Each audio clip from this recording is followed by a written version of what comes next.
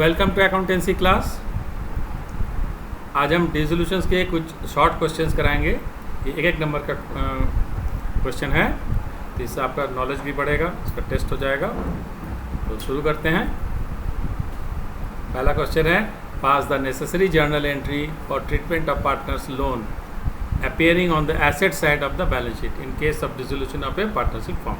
तो ये asset side में दिखा रहा है पार्टनर्स लोन, इसका मतलब है इसका बैलेंस डेबिट है, ये पार्टनर ने लोन ले रखा है फर्म से।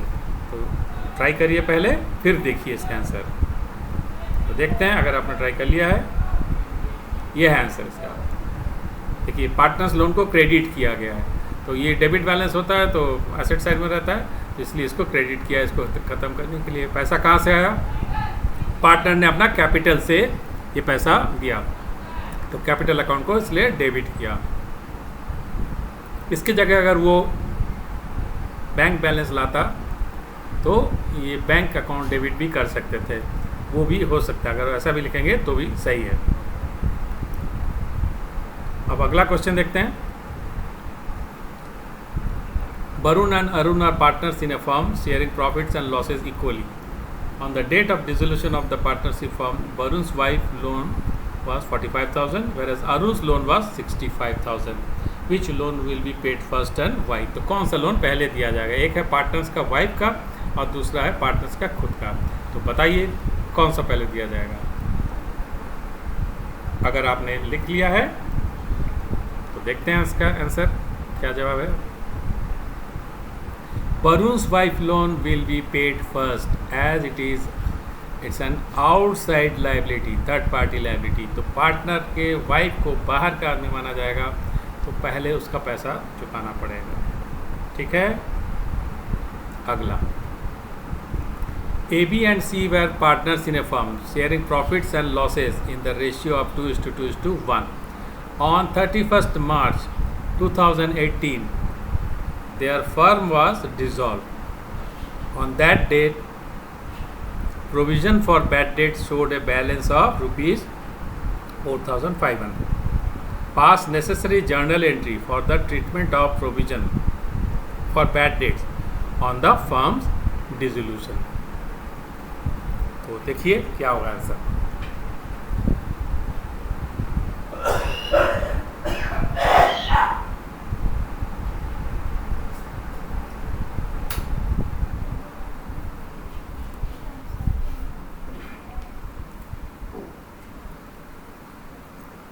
तो प्रोविजन फॉर बैड डेट है 4,500।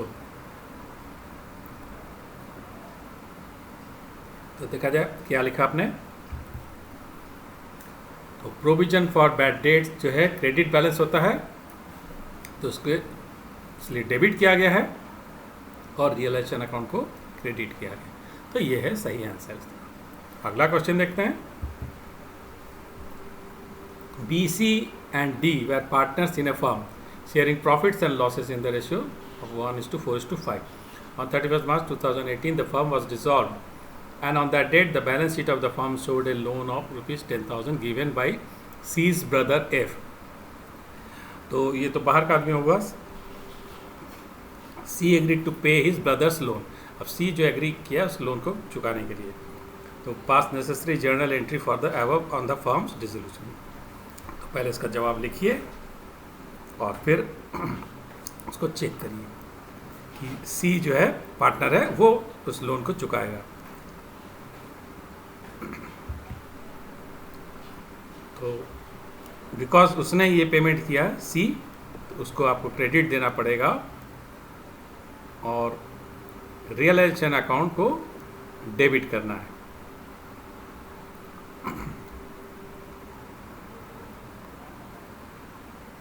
ऐसे तो अगर फर्म ये पैसा देती तो क्या होता?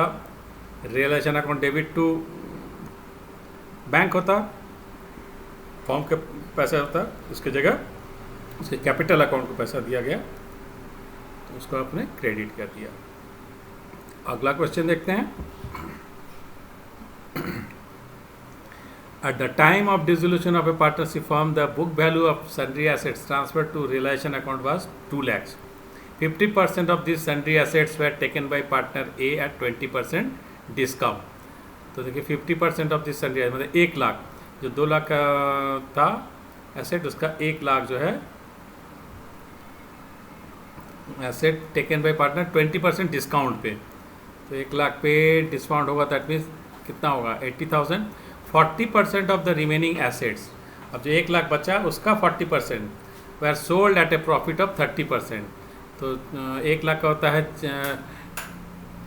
होता है 40,000, अब उसका प्रॉफिट है 30%, इस पे ये किया गया। 5% of the balance was found obsolete and realised nothing.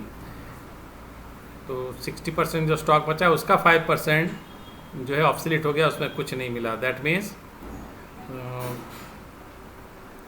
अब आप हिसाब लगाइए इसका कि उसमें कुछ नहीं मिलेगा, मतलब बाकी पे पैसा मिलेगा।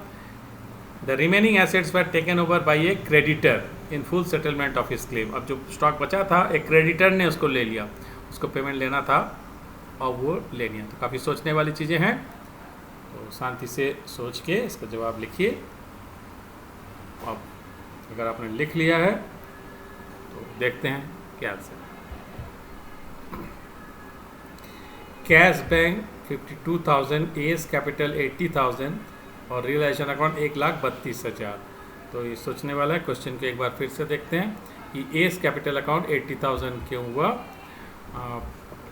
The book value of sundry asset transfer to realisation account was 2 lakh. तो 2 लाख था, तो 50% ऑफ दिस सन्ड्री एसेट्स होता है 1 लाख। अब उसमें से 20% डिस्काउंट है, दैट मीन्स 80% रियलाइज मतलब वैल्यू है। तो 80,000 होता है जो कि पार्टनर ने ले लिया, इसलिए पार्टनर को आपने डेबिट किया, ये पार्टनर ने स्टॉक ले लिया। अब 1 लाख का स्टॉक आपके पास बचा हुआ है, उस 1 लाख का क्या होता है 40% of the remaining assets were sold at a profit of 30%। तो 40% मतलब 40,000, रिमेनिंग एसेट 40,000 का हुआ 1 लाख का, और sold at a profit of 30%। तो 40,000 का 30% कितना होगा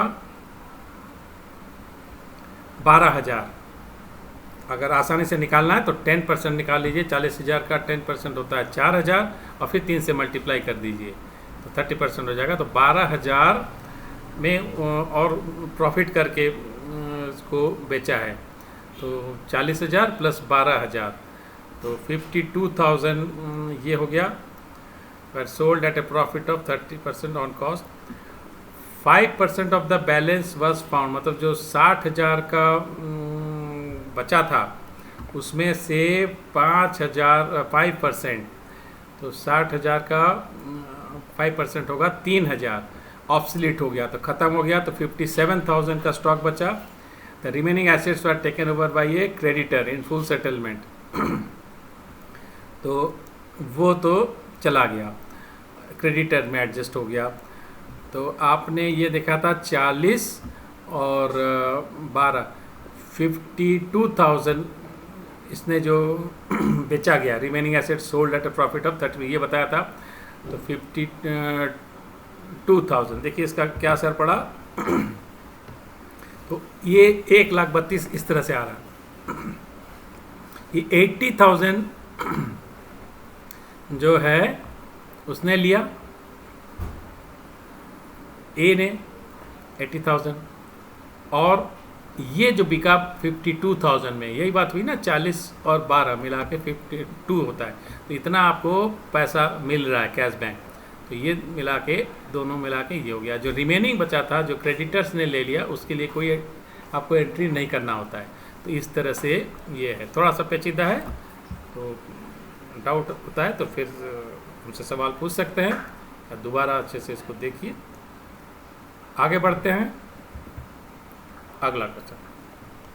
A and B are partners in a firm sharing profits in the ratio of 3:2.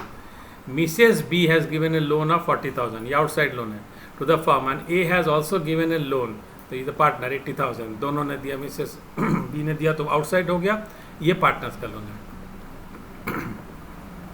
The firm was dissolved and his asset realized 60,000. State the order of payment of Mrs. B's loan and A's loan assuming that there was no other third party. तो ऐसा तो अभी हम लोगों ने किया है, किसको पहले दिया जाएगा, मिसेस बी को लोन को पहले दिया जाएगा या एज लोन को, ये मानते हुए कि और कोई इसमें और लायबिलिटी नहीं है। तो ट्राई करिए और फिर देखिए। चलिए देखते हैं। तो ऑर्डर ऑफ पेमेंट क्या होगा, first the third party loan that is Mrs B's loan will be paid, पहले वो दे दिया जाएगा। Then partners loan that is A's loan will be paid, तो पहले पार्टनर का नंबर बाद में आएगा। तो इससे काफ़ी कुछ आप सीख सकते हैं। तो आउटसाइड लोन को पहले चुकाना है। आगे देखा जाए कुछ नहीं, तो आगे और कुछ नहीं है, तो यही क्या कहे क्लास को ख़त्म करेंगे। आशा कि समझ में आ गया, इससे काफ़ी कुछ सीखने को मिलेगा इस छोटे छोटे क्वेश्चन से, और आपको आइडिया भी होगा कि कैसे पूछा है। Thank you.